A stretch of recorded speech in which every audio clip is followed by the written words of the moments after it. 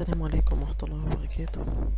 Hello guys, I hope you are doing well and stick to health instructions.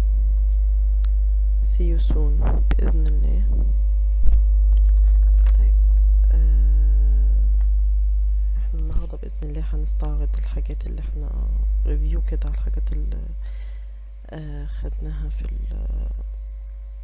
السيشنز اللي قبل كده، وندخل ان شاء الله على جزء جديد بإذن الله. We talked about the meaning of report, the difference between essay and report, importance of using reports, types of reports, characteristics of a good report, definitions of report writing.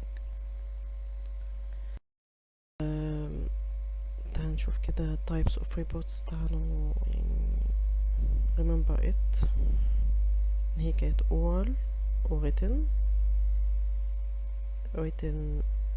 informal report و formal report. formal report routine, informative, interpretive. definitions بتاع كل واحدة. يعني حاولت تبقى عارفهم، مهمين يعني. تمام. طيب ودي ال characteristics of good report. هي تبقى accuracy, consonance, simple, selective, clear, objective. اوكي، تعالوا بقى في الدرس بتاع النهاردة. انا عايزين نعرف ال stages of report writing process، المراحل في كتابة او اعداد التقرير. اول حاجة لازم ابقى عارفة understanding the report brief. تاني حاجة او تاني stage gathering and selecting information. The third stage organizing your material. The fourth stage analyzing your material. Next, writing the report. Okay, then reviewing and redrafting. Finally, presentations. Okay, there is 7 stages. Okay, take care from these stages and in ordering. تعالى نشوف the first one هي understanding the report brief. Is the first stage and it is an important. اللي بيحصل فيها ايه؟ ان انت لازم تبقى understand the purpose of your report, then check that you understand all the instructions or requirements. Ask the reader if anything is unclear. لو تمام كل ده تمام، ادخل على ايه؟ the second and selecting information. Okay, during the data gathering stage, consider how information you will need, which in turn will depend on how much detail is required in the report. Okay, how the data should be presented and results in recorded in the report. Information may collect from several of sources. Keep referring to your report brief to help you decide what relevant information needs. Okay, organizing your material. في الستيج دي once you have gathering information you need to decide what will included and what sequence should be presented. انت عايز تحط ايه في الريكورد في الريبورت بتاعك والسيكونس اللي انت عايز follow فيه. Begin by grouping together points that are related in form sections or chapters. هتجمع كل ال related point مع بعض في sections أو chapters. Keep referring to the report brief. خلي بالك لازم يبقى ال report brief ده قدام عينك. And be prepared to delete any information that not directly relevant to the report. امسح اي معلومات ملهاش علاقة بالريبورت بتاعك، مش هتخليه واضح يعني. Choose arranging for your material to be logical and easy to follow. الستيج اللي بعدها اللي هي analyzing your material. Before you begin to write your first draft of report, take time to make note on points you will make using the facts and evidence you have gathered. Choose only the data necessary to help your readers reach the conclusions you are drawing. Prepare figures and tables and clear and clarify their details. هتحط النيم، السورس بتاع الفيجر دي جبتها منين، التيبل ده مين اللي عامله، تمام، جايبه منين يعني، الريفرنس بتاعك. that are one the best means of assuring and supporting conclusions. This information will be useful when you begin writing the report.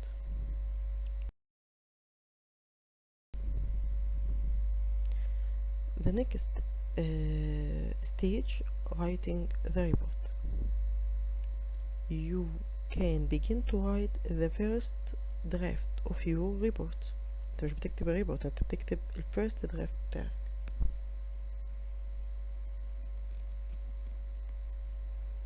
Okay. Info writing style that is direct and accurate. Avoid writing anything unimportant or less useful. Make your points clearly and concisely. Chapters, sections, and even individual paragraphs should be written with a clear structure. Okay.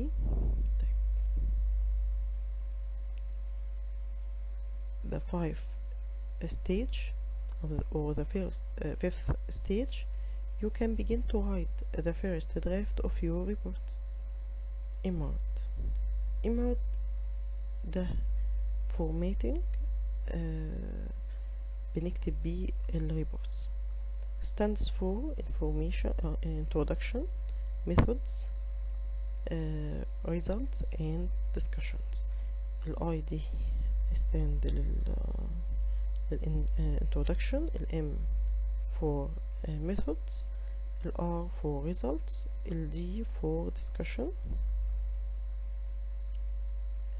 Imart is one of the most common formats for preparing reports, which can be used and applied to chapters, sections, or even paragraphs in the social science, natural science, or engineering and computer science. هنبقى ناخد جزء كده ونتكلم عنه في الإمارة ده. إمارة report structure. أول حاجة فيها اللي هي introduction. في introduction ده بنحط إيه؟ Explain why this research is important. Begin by describing the problem or situation that motivates the report. اللي خلاك تكتب الريبورت ده، تمام.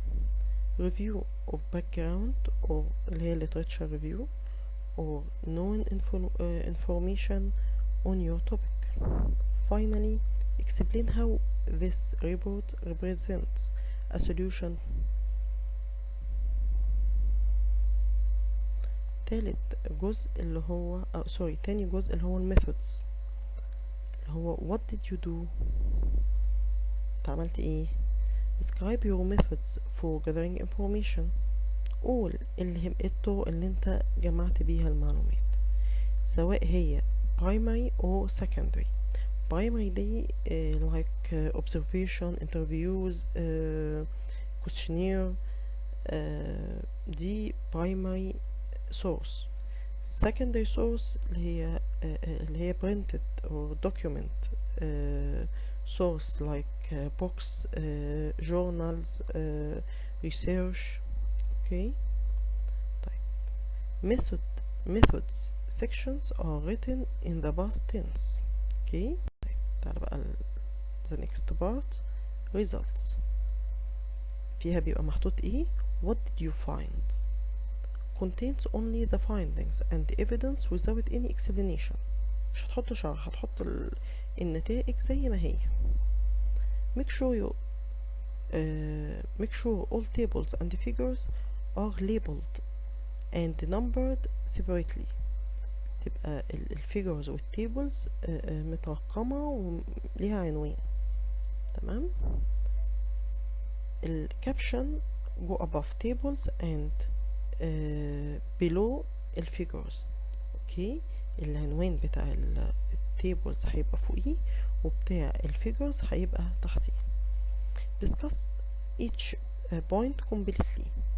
ليه؟ عشان this is the main section of the report. results ده is the main section of the report. results section are written in the آخر part في الستراكشر بتاع الإيميل ده اللي هو الدسكشن. ده بنحط فيه what does it all mean. كل اللي انت كتبته قبل كده ده معناه ايه. summarize the main findings بإيه with explanation. اوكي. إذا كان الجزء اللي قبله بتاع results without any explanation ده بتحط بتعمل explain وبتحط الكومنتس بتاعتك. describe how the findings support this report. okay. discuss the limitation of the reports and how you overcome them. هتحط الليميتيشن اللي هي القيود اللي واجهتك وانت بتعمل الريبورتس، زي خدت وقت في تجميع الداتا، خدت في كوست كلفتها بزيادة،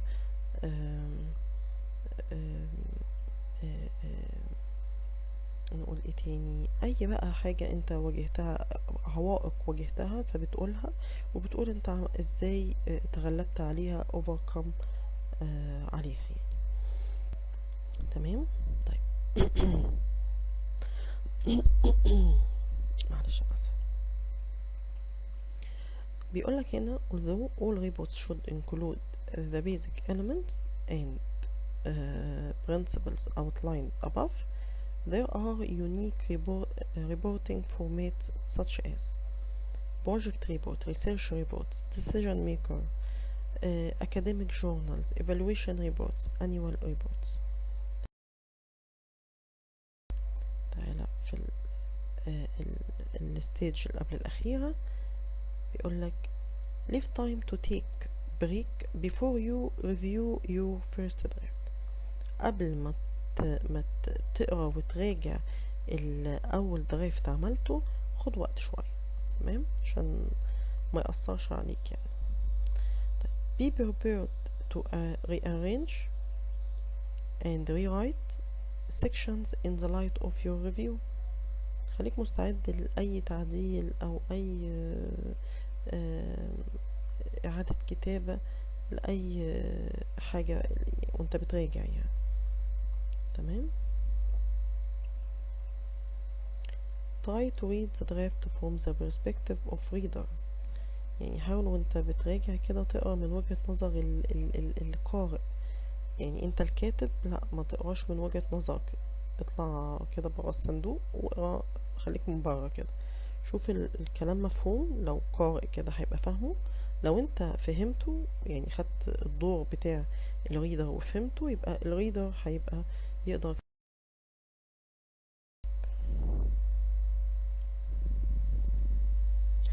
هنا بيبقى فيه زي كده كوميتي بتعمل لك ريفيو، فاسمها ايه؟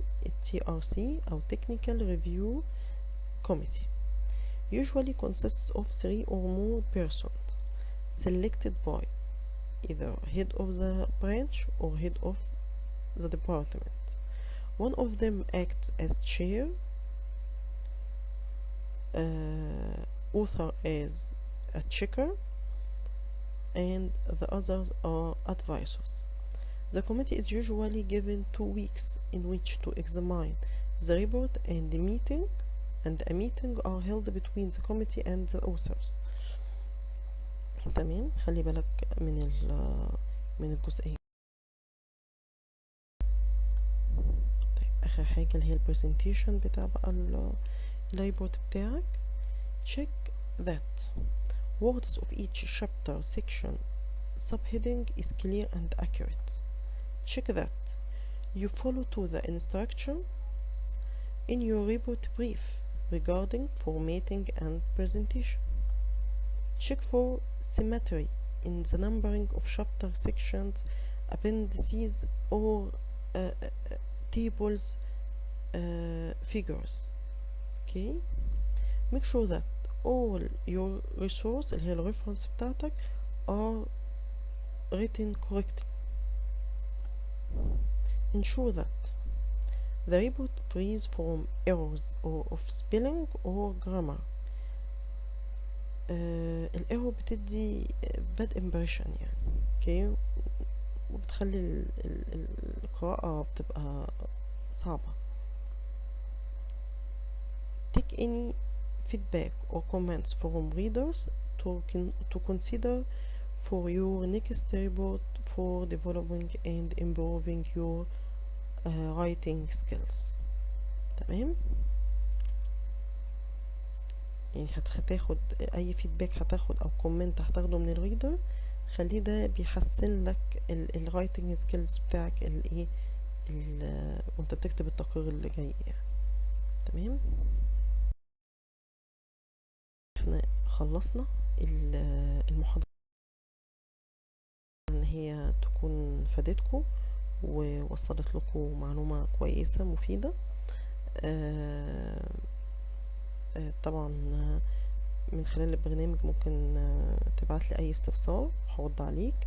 التو شيتس اللي كانت نازله لكم في المكتبه يعني حلوها وارفعوها للمعيدين بتوعكم، بعتوها لهم وهم هيصححوها ويردوها لكم تاني. وطبعا الفيدباك بتاع الشيتس دي بتجيلي. تمام، ولو حد عايزني برضه ابصله عليه مفيش مشكله. بالتوفيق، خلوا بالكم من نفسكم، بلاش تجمعات، بلاش خروجات، انت مش في فتره فسحه يعني، ماشي. خلوا بالكم من نفسكم يا شباب، ربنا يبارك فيكم. اشوف على خير قريب بصحه وبعافيه. والسلام عليكم ورحمه الله وبركاته. شكرا.